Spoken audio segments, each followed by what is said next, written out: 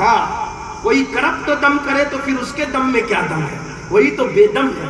اللہ اکبر، یعنی بے دم، اس کی دم میں کوئی دم نہیں. لیکن ایک ہمارا بھی بے دم ہے جو بولتا ہے تو بہت دمدار بولتا ہے، اور اسی بے دم کی دمدار بات کو کہتے ہیں کہ بے دم یہی تو پانچ ہے مقصود کائنات، خیر النساء حسین و حسن مصطفیٰ علی. عدم سے لائی ہے ہستی میں آ، یہ بے دم شاہ صاحب ہی کہتے ہیں. تو بات دور نکل گئی، میں بات ختم کر رہا ہوں. عرض یہ کر رہا تھا کہ حضرت سیدی شہاب الدین سہروردی رحمت اللہ علیہ نے فرمایا پہلے کھانا کھا لو. بابا فرید سے کہا پہلے کھانا کھا لو پھر دیکھیں گے. اب بیٹھے کھانا کھانے کے لیے تو ہاتھ دھلانے کے لیے کنیز آئی. وہ سب کے ہاتھ دھلائے، سب نے جلدی جلدی ہاتھ دھلے، دھل لیے ہاتھ.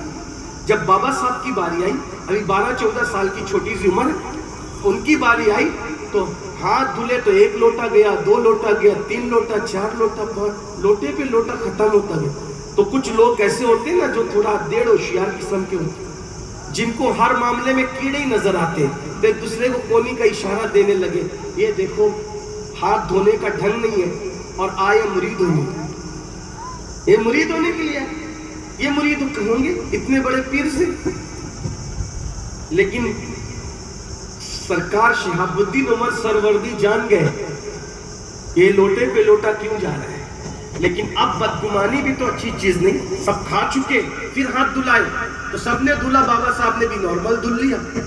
تو شیخ صاحب نے فرمایا مسعود بیٹا مرید ہونے آئے ہو، اتنا پانی تم نے ضائع کر دیا، اتنے لوٹے ضائع کر دیے. کہ حضور گستاخی ہو تو معاف کر دیں. دراصل یہ جو اتنا پانی ضائع کیا اس لیے ضائع کیا کہ جیسی میں نے نظر اٹھا کے دیکھا تو آپ کی کنیز کی پیشانی پہ لکھا ہوا تھا کہ یہ جہنمی ہے. میں نے اس کی تقدیر پڑھ لی. کتنی عمر میں؟ 12-14 سال کی. سوچ، تقدیر پڑھ لی کہ یہ جہنمی ہے. تو میں نے سوچا اتنے بڑے پیر کی خانقاہ میں اتنے بڑے بڑوں کی خدمت کر کے بھی جہنم میں جائے گی. تو میں ہاتھ نہیں دھو رہا تھا، میں ہاتھ کے بہانے اس کنیز کی تقدیر دھل رہا تھا. اور دھل دی میں نے تقدیر، دھل دی تو سب کی آنکھیں کھلی کے کھلی رہ گئی کہ ہم تو ٹھمکیاں دے رہے تھے کہ اس کی حیثیت کیا ہے. تو تب شیخ شہاب الدین نے فرمایا بیٹے مسعود، جب مرید ہونے سے پہلے تیرا یہ مقام ہے تو پھر تیرا حصہ میرے پاس نہیں ہے.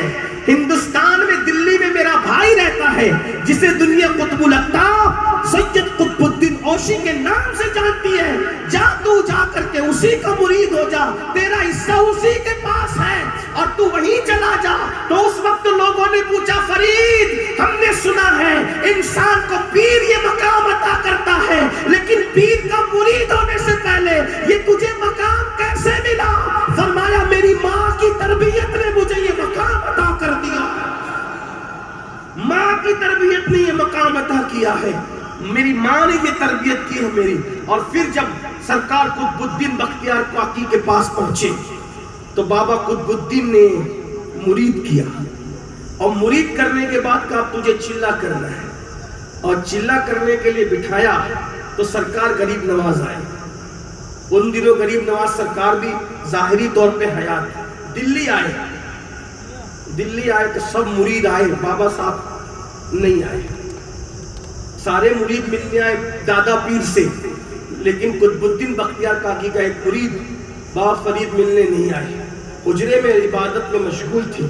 تو غریب نواز سرکار نے پھونکا قطب بابا سب تمہارے مرید ملنے آئے، وہ ایک نہیں آیا؟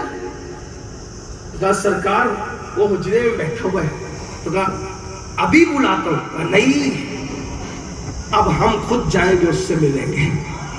دیکھو نا کیا شان ہے بابا فرید سرکار کی. ہمارے پڑوس میں رہتے ہیں، سرکار کا مزار پاک پٹن میں ہے.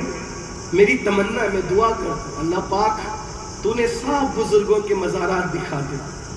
اب اس وقت تک موت نہ دینا جب تک میں اپنے بابا صاحب کی قدموں میں حاضری نہ دوں.